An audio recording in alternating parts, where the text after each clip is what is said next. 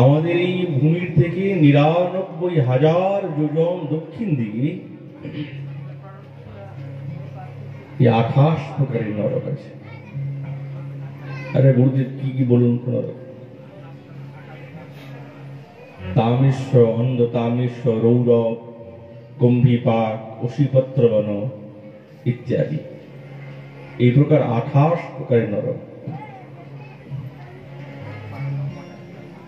আচ্ছা গুরুদেব, এই নরকে যায় কারা? একটু বলুন বিস্তার করে। তো সুখদেব মহারাজ বলছেন, জানেন, যারা মিথ্যা কথা বলে সাক্ষী দেয় তারা তামেশ্বর নরকে যায়। আর যারা পরস্ত্রী এবং অপরের ধন সম্পত্তি লুণ্ঠন করে তারা হচ্ছে অন্ধ তামেশ্বর নরকে যায়। আর যারা অপরকে ঘৃণা করে, ঈর্ষা করে, তারা হচ্ছে রৌরব নরকে যায়। এই রৌরব নরক জানেন কেমন? বলছে না মহারাজ, ওই দেখেন না, ঘরে জানলা কপাটে ঘুণ লেগে যায় না? উপর থেকে কিন্তু সব ভালো আছে, কিন্তু ভিতর থেকে একবারে সব শেষ। রৌরব পোকা বলে এদেরকে। তো এই নরকের মধ্যে এত রৌরব পোকা ওখানে ছেড়ে দেওয়া হয়। তো এই পোকাগুলো ঢুকে সারা দেহের মধ্যে যে সমস্ত হাড় মাংস যা কিছু আছে সব খেয়ে নেয়, কেবল চামড়াটা থাকে আর চিৎকার করে, তো মহারাজ মরে যাবে তো। ওরা মরবে না, এই দেহ নরকে যায় না। নরকে যাবার জন্য একটা যাতনাময় শরীর দেওয়া হয়। কষ্ট পাবে, ছটপট করবে, চিল্লাবে, কাঁদবে, কিন্তু মরবে না। একে যাতনাময় শরীর বলে। আর জানেন মহারাজ, আর একটা নরক আছে কুম্ভীপাক। কুম্ভী শব্দের অর্থ হচ্ছে বড় কড়াই বা বড় কলসি।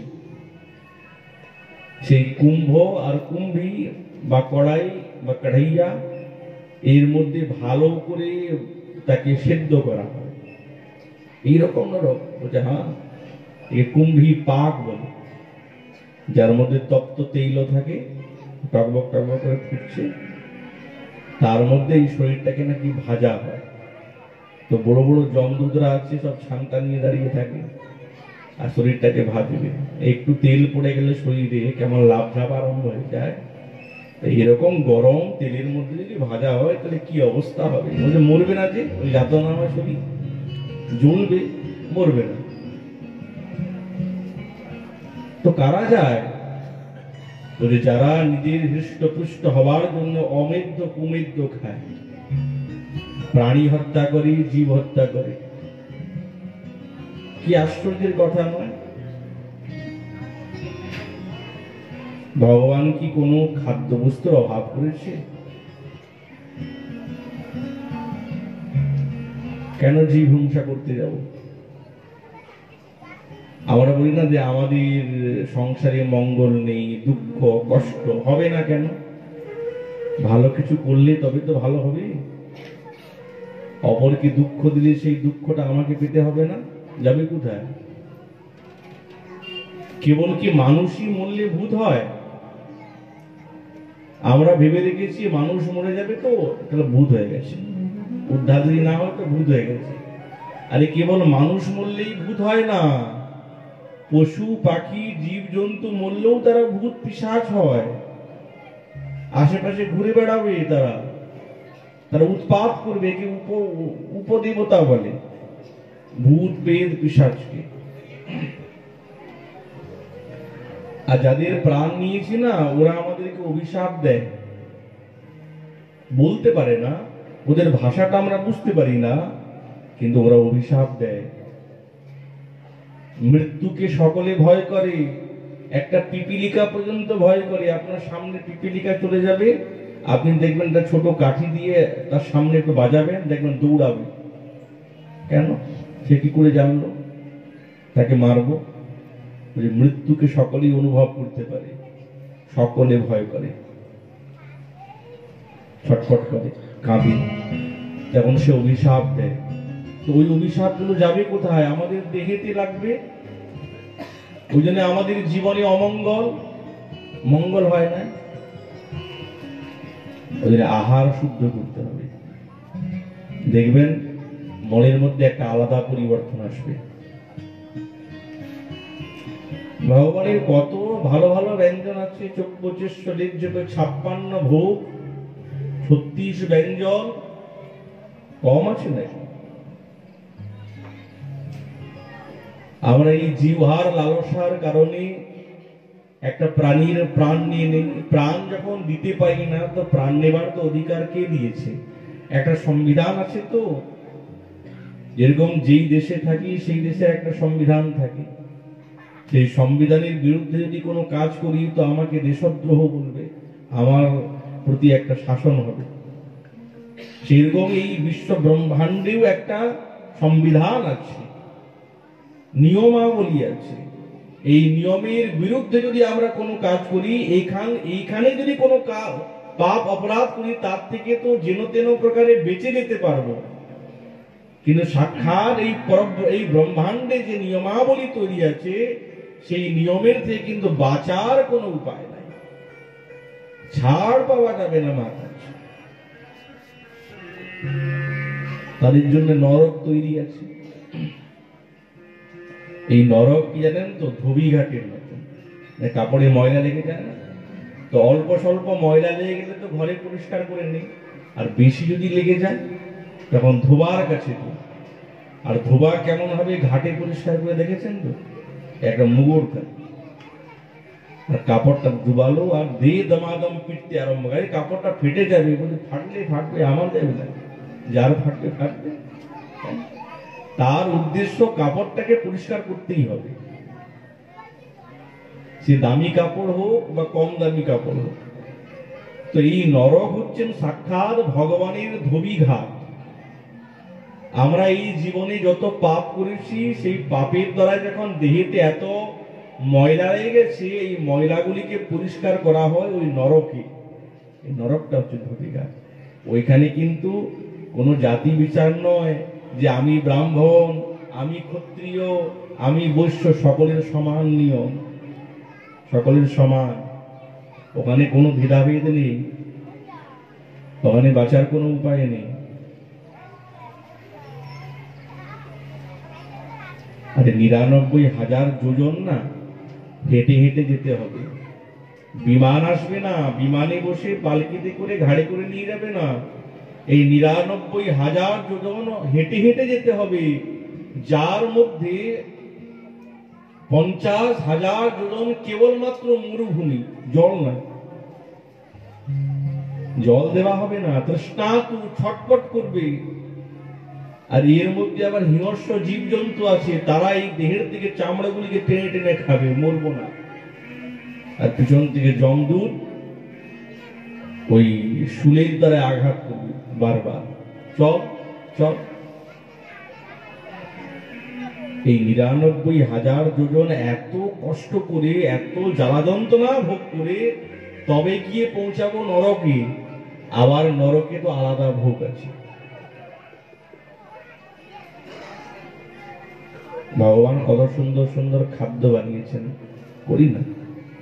আহার শুদ্ধি হচ্ছেন সবার থেকে শ্রেষ্ঠ বস্তু। আহার শুদ্ধি, আমরা যেটা ভোজন করি না, এটা শিরা প্রশ্রয়তে ঘুরে, বুঝলেন লাগবে না? সঙ্গে সঙ্গে মাথাটা গরম হয়ে যায়, বলার সঙ্গে সঙ্গে রাগ, ক্রোধ। তামসিক আহার করলে তো ভাবনা তামসিক হবে, সাত্বিক আহার করলে সাত্বিক আহার, সাত্বিক ভাবনা রাখবে। ভগবানকে ভোগ লাগা, প্রসাদ পান, কত ভালো। এটাই তো জীবন, এটাই তো জীবন। মনুষ্য দেহ পেয়েছি, এরপরে পাবো কি না মহারাজ, इसका कोई গ্যারান্টি নেই। ঠাকুরকে ভোগ লাগাই, তুলসী দেই, পাই। পদ্মপুরাণে বলছে, জলও যদি ভগবানকে না নিবেদন করে পান করা হয়, বলে সুরাবত তত ইতি নিগদ্যতে হে সুরা, সেটা সুরা পানির ফল পাওয়া যায়। যেই অন্ন ভগবানকে নিবেদন না করে গ্রহণ করা হয়, বলছেন স্বাবিষ্টা সদৃশ। স্বা মানে কুকুর, আর বিষ্টা মানে তো জানেন স্বাবিষ্টা ভোজন করা হয়, পদ্মপুরাণের কথা। তাহলে ভগবানকে নিবেদন করে পেতে হবে। এখন ভগবানকে নিবেদন করবো কি, ঘরেই তো শুদ্ধাচার নাই, কি নিবেদন করব? আচ্ছা কতটা বলুন তো একটা লজ্জার বিষয়। সকলকেই ভাবনা করতে হবে যে আমার ঘরে যদি কোনো সাধু বৈষ্ণব আসে বা গুরুদেব আসে, তাকে এক গ্লাস জল দিতে পারবো না, এক মুঠো অন্ন দিতে পারবো না। এটা কি ভালো?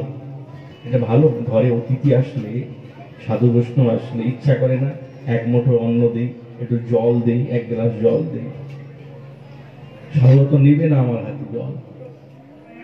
এক তো আমরা দীক্ষিত না, অদীক্ষিত হাতে জল জল গ্রহণ করা যায় না। আর দ্বিতীয় কথা, ঘরে শুদ্ধাচার নাই, হাঁড়ি কড়া বাটি ঘটি কিছু তো শুদ্ধ নাই। হ্যাঁ, অনেকে বলে এইটা হচ্ছে ঠাকুরের ঘর, এইটাও যা তা রান্না করে, কই বাত নেই, এই সমস্ত চলে না। যেই ঘরে ঠাকুর পুজো হয় না, সেই ঘরেতে অমৃত কুমৃত রন্ধন করতে নেই। আর যেই ঘরে অমৃত কুমৃত রন্ধন হয়, সেখানে কোনোদিন ঠাকুর থাক না কেন, কোনোদিন শুদ্ধাচার হতে পারবে না, কোনো দিনই হবে না, সম্ভবই না। কেউ না কেউ ঘটি বাটি ঠাকুর ঘরে ঢুকিয়ে দিল, আপনি কি করে জানতে পারবেন, বুঝতে পারবেন? তাহলে চিন্তা করুন, যদি গুরু বৈষ্ণব ঘরে আসে, তাকে এক মুঠো অন্ন দিতে পারবো না, এক গ্লাস জল দিতে পারবো না, তো আমাদের জীবনের মধ্যে পরিবর্তন হবে কি করে? কি করে পরিবর্তন হবে? এটা সকলকেই তো ভাবতে হবে, এটা সকলকেই ভাবতে হবে যে আমাদের জীবনের মধ্যে পরিবর্তনই আসতে হবে। অনেক হয়েছে তো, আর কত, আর কত? এখন তো পরিবর্তনে আসি।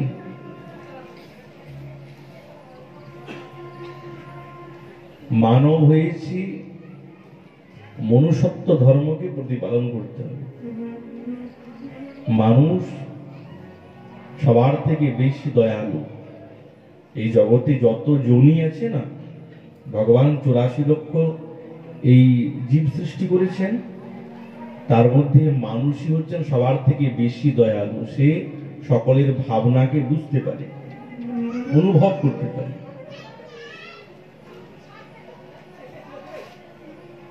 গুরুদেব এসেছেন, বৈষ্ণব এসেছেন, তাকে প্রসাদ পাওয়াতে পারবো না, এর থেকে এর থেকে দুর্ভাগ্য আর কি হতে পারে?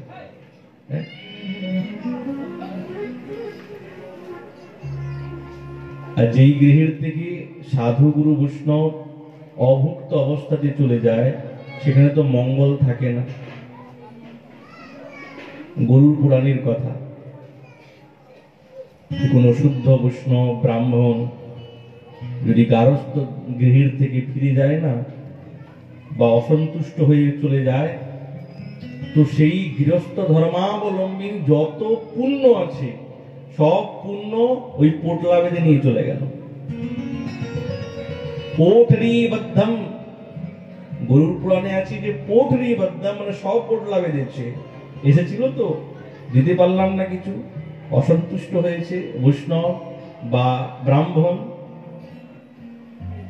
সব পোটলা বেঁধে নিয়ে চলে গেল। ব্যাস, এবার ঘন্টি হিলাতে থাকি, কিছু পাবো না।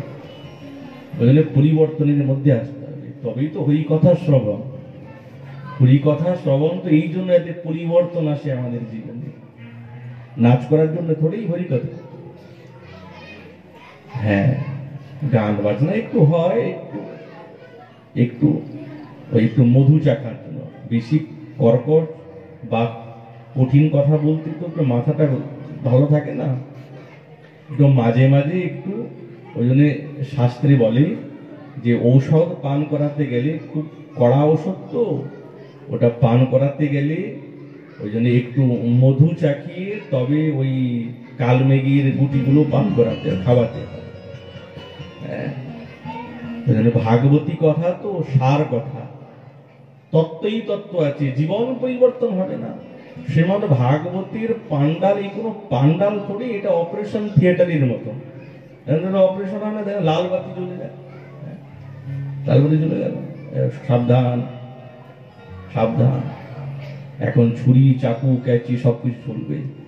এই সময় যদি কেউ উৎপাত করে তো মহারাজ বেতালে যদি কাটা হয়ে যায় তো কোন শিরা কাটা হয়ে যাবে, এবার বেশ হরি বল, শ্মশানে যেতে হবে, তো সাবধান। ওই যে লাল বাতি চলে যায়, লাল বাতি মানে খতরনাক। শ্রীমদ ভাগবত হচ্ছে এত বড় ডাক্তার না, যে আমাদের বুদ্ধিতে প্রবেশ করে, প্রত্যেকটা শ্লোক আমাদের বুদ্ধিকে পরিবর্তন করে, যেখানে ছুরি চাকু কাঁচি কিছু প্রবেশ করে না, ভাগবতের শ্লোক এখান পর্যন্ত প্রবেশ করে। মতি পরিবর্তন হবে না, একই কথা, নিশ্চিত হবে। শুনি তো, আগে শ্রবণ করব, ওই জন্য শ্রবণের বিধি আগে আগে শ্রবণ করব, শ্রবণ করে সেগুলোকে নিরন্তর চিন্তা করব, ওহো এই কথা ভাগবতে, বাহ। যেরকম সুখদেব মহারাজ যে নরকের কথা বলছেন, এই নরকের কথা শুনে তো মনের মধ্যে ভয় লাগে। সত্যি তো, আমিও তো অনেক পাপ করেছি, তাহলে আমাকেও কি নরকে যেতে হবে? আমারও কি এইরকম স্থিতি হবে? আমাকেও কি এইরকম গরম তেলের মধ্যে সেই ভাজবে? আমাকেও কি সেই রৌরব নরকে পাঠাবে? তাহলে কি নরকের থেকে উদ্ধার পাওয়ার কোনো উপায় নাই? সুখদেব মহারাজ যখন বলছেন না, তো পরীক্ষিত মহারাজ কাঁপছেন নরকের কথা শুনে, চরণে পড়ে গেলেন, গুরুদেব আমিও তো পাপ করেছি বহু, জানতে অজান্তে, তাহলে কি এই পাপের কোন নিষ্কৃতি নেই, বাঁচার কোনো উপায় নেই? সুখদেব মহারাজ বলছে, হ্যাঁ আছে, কেন নেই? বাহ, মনটা শান্ত হলো, যখন আছে তাহলে তো শান্ত হয়েছে। এই জগতে অনেক প্রায়শ্চিত্ত আছে, দান করুন, যজ্ঞ করুন, সূর্যার্ঘ করুন, জলে ডুবে তপস্যা করুন, এগুলো হচ্ছে প্রায়শ্চিত্ত। কিন্তু যতই প্রায়শ্চিত্ত করি না কেন, সেই প্রায়শ্চিত্তগুলি কেমন? বলছে মাঠে ঘাস কাটার মতো। মাঠে কেউ ঘাস হয়েছে তো আপনি ঘাসটাকে কেটে দিয়েছেন, তার মানে কি ঘাস মরে গেছে? আবার জল পড়বে, বৃষ্টি হবে, দেখবেন আবার নতুন নতুন ঘাস গজিয়ে গেছে। এই জগতে যত প্রায়শ্চিত্ত আমাদের জীবনে আছে, এইটি কেবলমাত্র চাপা দেওয়া, সমূলে নষ্ট নয়। এত প্রায়শ্চিত্ত করলাম, এত ভোলে বাবাকে ডাকলাম, এত শঙ্কর ভগবানকে ডাকলাম, এত মা কালীর কাছে নিবেদন করলাম, কিন্তু সে গোবিন্দকে মানে না, ভগবানকে মানে না, রাধারমণকে মানে না। তো বলছে সাক্ষাৎ শঙ্কর ভগবান হোক, মা কালী হোক, মা দুর্গা হোক, শনি দেবতা হোক, কার্তিক দেবতা হোক, কেউ তার হাতে কিছুই নেয় না, তারা নেয় না। আমরা ভাবি যে খুব পুজো করছি, কিচ্ছু নেয় না। প্রায়শ্চিত্তানি চিরনানি নারায়ণম পরাংমুখ ন নিষ্পুনন্তি রাজেন্দ্র সুরাকুম্ভ মিবাপকা। আপনি গোবিন্দকে মানবেন না, তাহলে তো হবে না, ভগবানকে মানতে হবে। যে কোনো সম্প্রদায় হোক না কেন, সকলকে কিন্তু একটা মন্ত্র বলতেই হয়। যেমন আসনে বসে না বলে না, অপবিত্র পবিত্র বা সর্ব অবস্থাম গতোপি বা স্মরেত পুণ্ডরীকাক্ষম স বাহ্যাভ্যন্তরঃ শুচিঃ, বলে না? কার নাম বললো? এই মন্ত্রে কার নাম বলেছে? পুণ্ডরীকাক্ষ। এই পুণ্ডরীকাক্ষ মানে সাক্ষাৎ গোবিন্দের নাম হচ্ছেন পুণ্ডরীকাক্ষ। পুণ্ডরীক মানে পদ্ম ফুল, আর অক্ষ শব্দের অর্থ হচ্ছে চোখ। যার পদ্ম ফুলের মতন সুন্দর নয়ন, তিনি হচ্ছেন পুণ্ডরীকাক্ষ। সেই গোবিন্দকে আমরা বারংবার চিন্তন করি।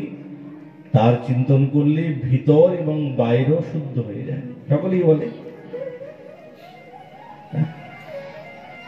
তাকে ডেকে তার নাম উচ্চারণ করে দেহ শুদ্ধ, আসন শুদ্ধ সব তো করি, কিন্তু তাকে মানি না, তাহলে তো হবে না।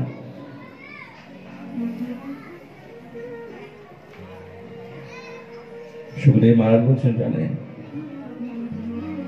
যে ভগবানের নাম নেয় না তার কত বড় গুণ। সকেত মন কৃষ্ণ পদারবিন্দয়ো নিষেবিতম তদ গুণরায়ৈঃ নতে যমং পাশবিতশ্চ তদ্ভটা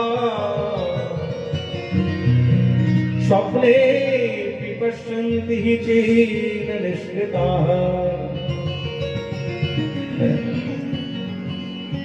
কেউ যদি একবার মুখে ভগবানের নাম নেয়, একবার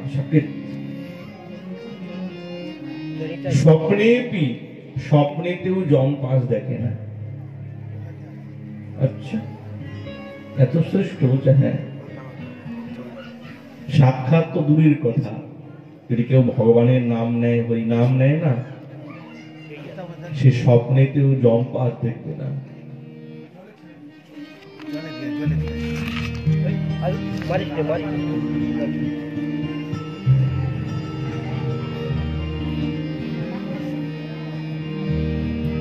আমরা যতই গলায় যত কিছু পড়ি না কেন, কেউ সোনা পড়ছে, কেউ হীরা পড়ছে,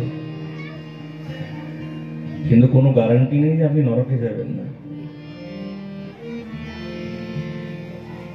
কিন্তু একটা জিনিস এটা মানতেই হবে, বেদ বলছে, শ্রুতি বলছে, যদি গলায় একটা তুলসীর একটা দানাও থাকে না, একটা দানাও যদি কণ্ঠে থাকে, তো মহারাজ গ্যারান্টি নরকে যেতে হবে না, নরকে যেতে হবে। তাহলে কত শ্রেষ্ঠ গুণ বলুন তো, ভগবানের নামে, কণ্ঠী মালাতে, তুলসীতে।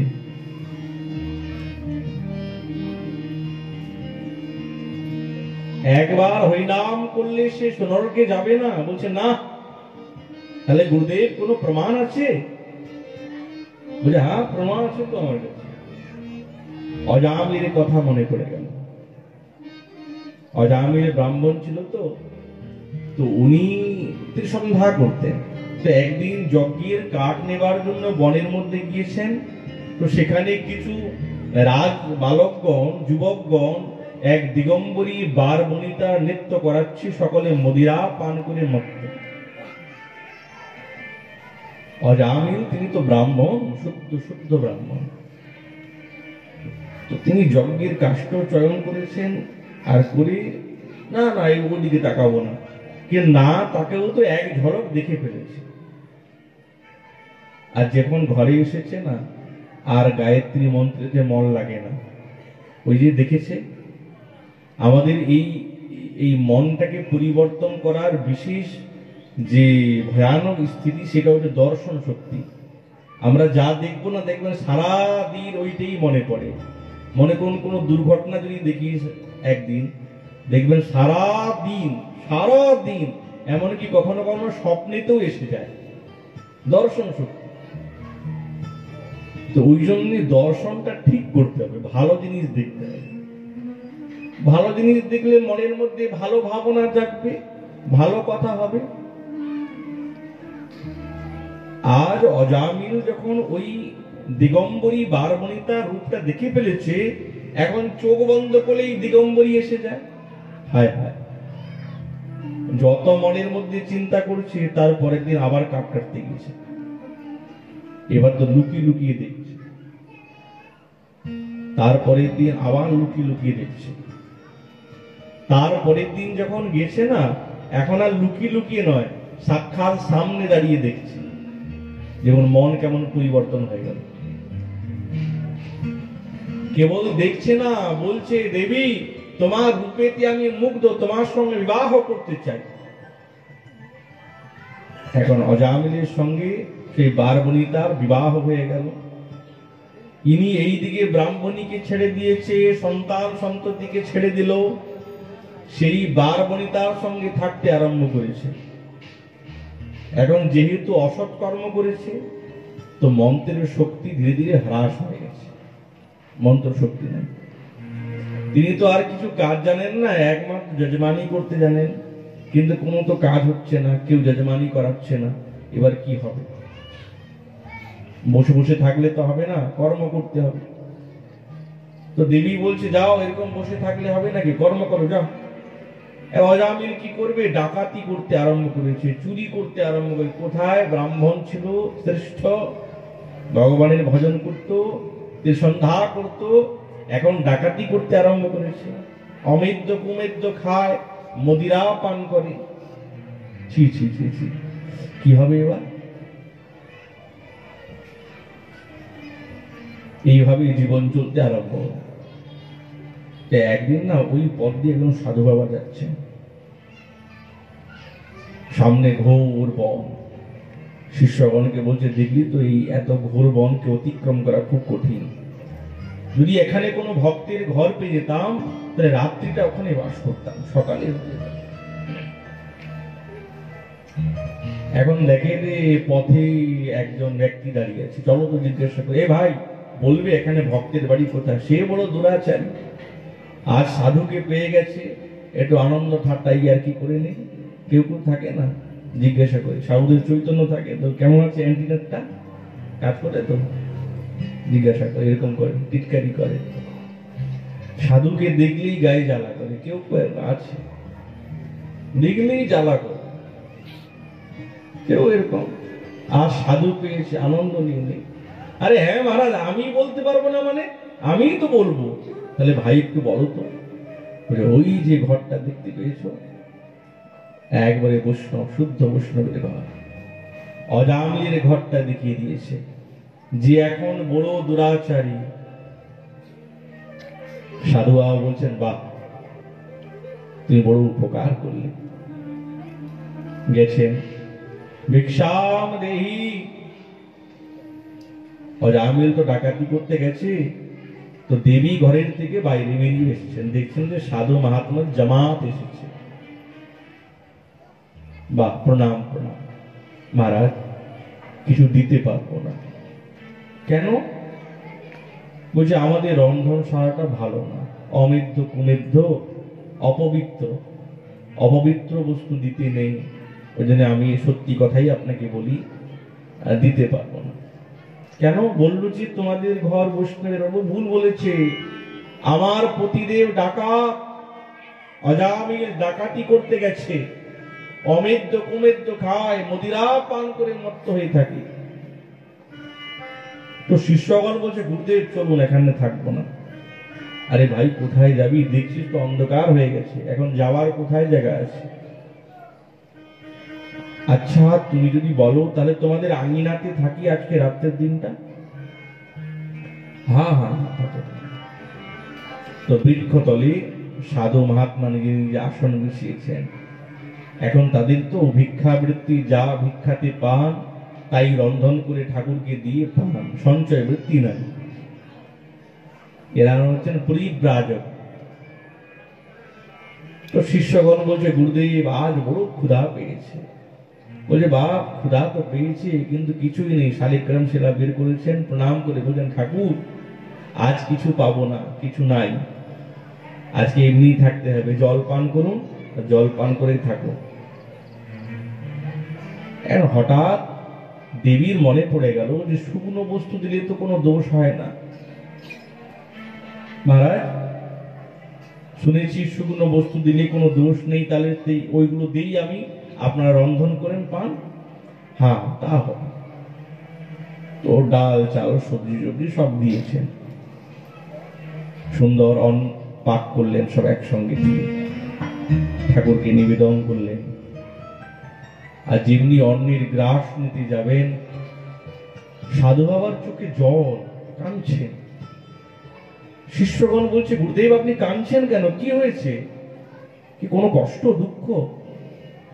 সাধু বাবা বলছেন, মনে মনে ভাবছি আমি তো সাধু, আমার কর্তব্য এই জগতে যত অধম পতিত আছে তাকে সৎপথ দেখানো। আজ অজামিলের অন্ন গ্রহণ করছি, ভাবলাম তার উদ্ধার হবে কি করে, কি করে উদ্ধার হবে? যেই গৃহস্থীর অন্ন সাধু গ্রহণ করে তার মঙ্গলের বিধানও তাকে করতে হয়। আমি ভাবলাম কি এমন বিধান করা যায় এই দুরাচারী অনাচারী অসৎ অজামিলের উদ্ধার হবে। এক এক গ্রাস নিচ্ছেন আর চোখের জলে বুক ভেসে যাচ্ছে। ভোজন তো হয়ে গেল, মধ্যরাত্রি, সকলে শয়ন করেছেন। অজামিল ডাকাতি করে এই অষ্টপীঠে আরূঢ় হয়ে এসে উপস্থিত, মধুরা পান করতে করতে এসেছে। আর যেমনি আমিনাতে সাধু বৈষ্ণবকে দেখলেন না, সঙ্গে সঙ্গে তেলে বেগুন জ্বলে গেল, সাধু বাবা তোমাদের এত বড় সাহস আমার ঘরে, আর তলোয়ার নাচাতে আরম্ভ করেছেন। সকলে তো ভয় পেয়ে, গুরুদেব এই দেখুন কি অবস্থা, সামনে দাঁড়িয়ে আছে সাক্ষাৎ জম, কি হবে? সাধু বাবা তো শান্ত, বলছে আরে চুপ থাকবো না, ও নাচাচ্ছে তো কি হয়েছে, আমরা কিছু না বললেই হলো। আর খুব তর্জন গর্জন করতে আরম্ভ করেছে, যখন এখনই সকলকে মেরে ফেলছে। তো দেবী ঘরের বাইরে বেরিয়ে এসে যায়, তুমি চিৎকার করো কেন? এখন অজামিল জানেন তো দেবীগত প্রাণ, দেবী যা বলে তো বসে, উঠতে বললে উঠে। দেবী যেমনি বলছে, না না আমি তো কিছু বলি নাই, আমি জিজ্ঞাসা করছি সাধু বাবা তোমরা ভালো আছো তো, সব কোনো অসুবিধা থাকলে আমাকে বলবে।